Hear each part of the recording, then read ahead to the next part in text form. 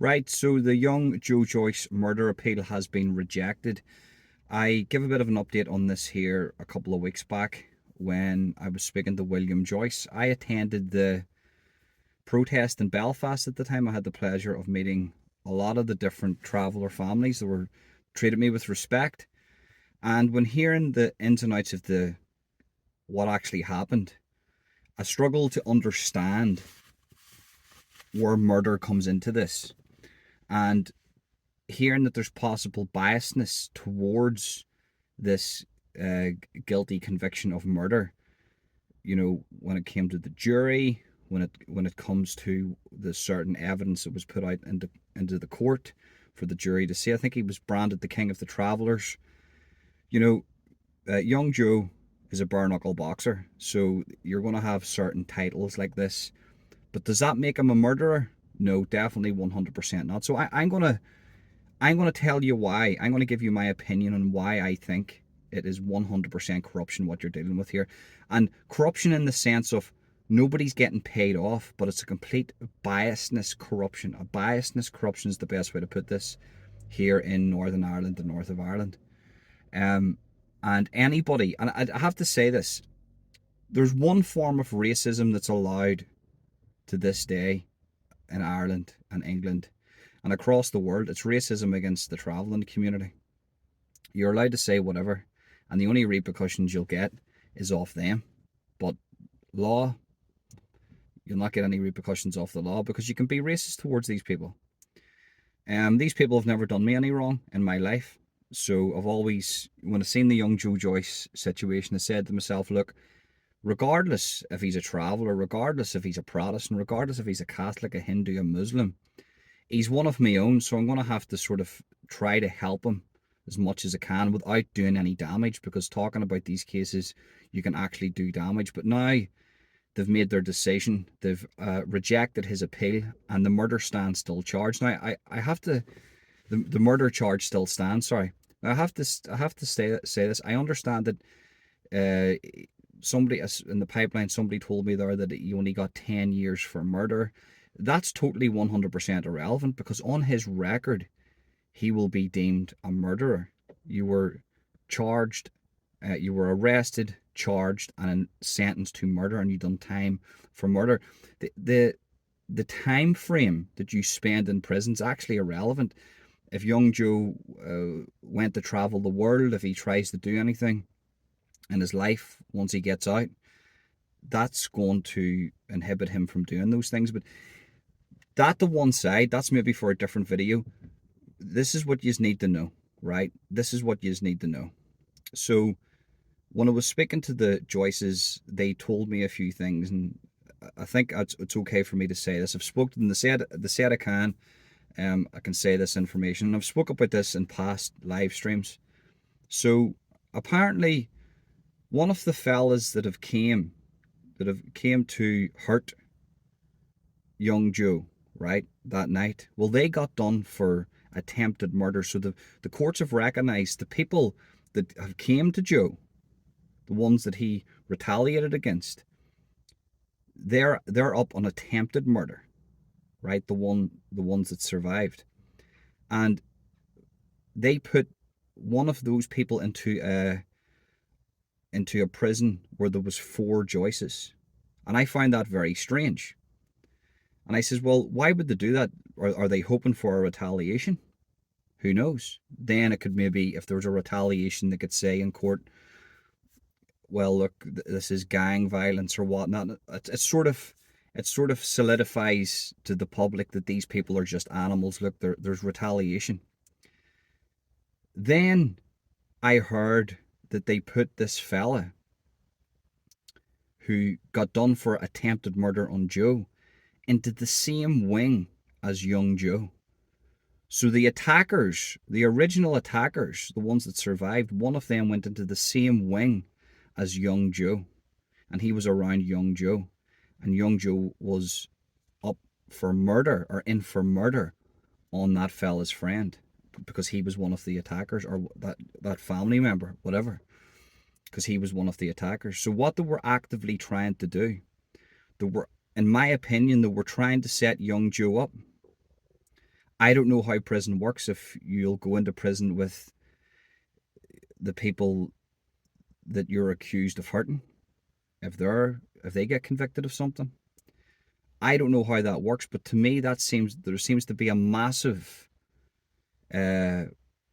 a massive issue there in regards to the whole prison system. So imagine that you're in prison with the person that you're accused of trying to hurt, and you're in prison with the person who survived that night, even though the law is saying that you killed his friend. It doesn't make sense. So in my opinion, I probably butchered that. There are apologies about that. It's very hard to explain, but in my opinion, they were actively trying to set young Joe up, hoping that he would retaliate to say, look, he's an animal, he's a beast. This guy couldn't hold his temper, and he went for the person again whenever they were in prison, and this would solidify to them that they're doing the right thing. The murder charge stands, because if this guy got out, he wouldn't have learned his lesson, and he would go after these people because he's went after them in jail. So what you're dealing with is active corruption in the north of Ireland, Northern Ireland. Here, you're dealing with active corruption against young Joe. And that is corruption. That's 100% corruption. And then, if you want to just look at the murder itself, not the murder, sorry, the assault itself, the murder charge itself. So I was looking into this a little bit, and apparently that in the Republic of Ireland down south, and that law doesn't apply to up here, by the way, that any weapon or anything used to pierce the body of another human being that results in their death can be trialed under murder, regardless if it's anything. Could be anything, which I find pretty strange, because that's a spectrum. How are you supposed to know? What if you hit somebody with your car and there's a bit of a, there's bit of a steel hanging out of your car, and it hits next to their leg in the same spot where this young fella's leg was hit by young Joe, and they bleed out and they die. Is that murder? No, you didn't mean to. You didn't even know that was on your car to do that. So that's definitely not murder. But up here it's different. That law doesn't apply up here. So up here there has to be intent for murder. For a murder charge to stand, there has to be intent. And in the case of young Joe here, there was no real intent to murder. There was intent to maim and to demobilize. Because if he wanted to murder, you would go above the waist. Yeah, sure, scientists would probably say, well, there's arteries at your lower part of your body, but if you really had intent on murdering somebody in a fit of rage, you would try to hit them above the waist, because that's where all your vital organs are sitting. Young Joe didn't do that. Young Joe went for the legs, and unfortunately he hit a main artery, and the young fella has bled out and died.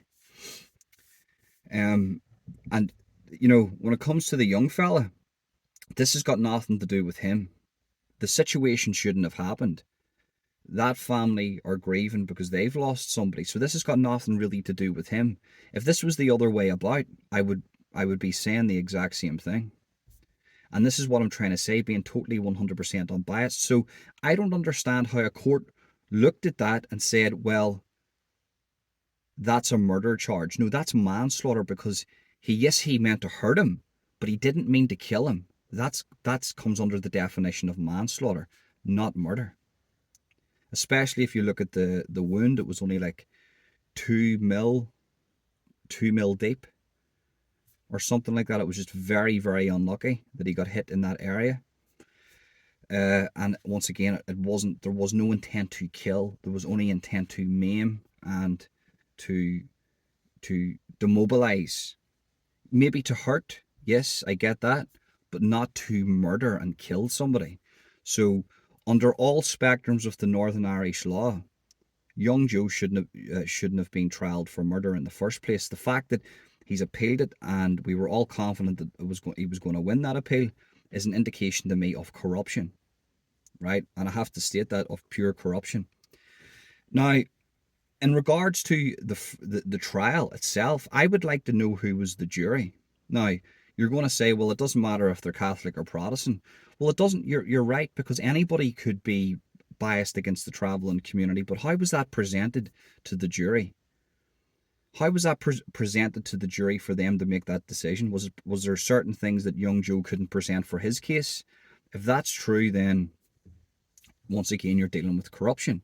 Let's take the whole Protestant and Catholic thing out of it. Let's just see it as it is. How was the evidence presented to the jury, and did Joe's defense do a good enough job to really hit home that there was no intent on killing another person? Because I can't, for the love of God, can't understand how don't understand how his appeal got rejected. I don't even know how he got done for murder in the first place. But you know, it's crazy. It's absolutely crazy. So there's a lot of factors that go into that, and I don't know if there's another appeals process to this. Now, for me personally, the fact that if I don't know the time that he got. I think he got like 10 years. Now, if that is correct, and he only did get 10 years for murder, well, then what that tells me is they don't really care about the time frame that he spends in prison. It's more about them winning. Well, we don't care what the law is. We want him done for murder because he's a traveller, and that's it. Because we know this is always going to be on his record, and he's just always going to be known as the traveller with a murder charge. That's what it's like. There's a class system here in the whole of the north of Ireland, Northern Ireland, where it doesn't matter if you're Catholic or Protestant. If you sit at the higher echelons of that class system, and you look down on people, especially the travelling community, that's like a win to them.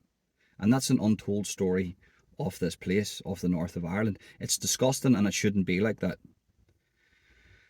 So that's my 2 cents on it. I have to just round this up, guys. I think it's 100% corruption from the person who tried to attack Joe being done for attempted murder, then for that person to be put into the same prison as four Joyces, then only to be moved into the same wing as young Joe Joyce. To the jury, how was it presented to the jury? How was it even a murder charge to begin with? And how was the evidence presented? And was Joe's side inhibited from presenting their case properly?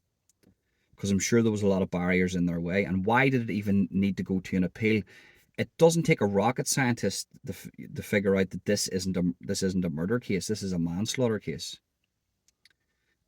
So yeah, that's my 2 cents on it. Mad respect. I got to meet Big Joe.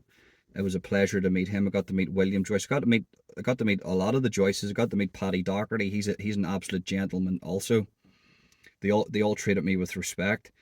And at least Joe's going to get out, and he's not going to be an old man whenever he gets out. But I can't help but feel that it's not about the time that he's spent in the jail. It's about the system here winning and putting their foot on the back of the neck of people and saying this is what you're going to get, and there's nothing that you can do about it.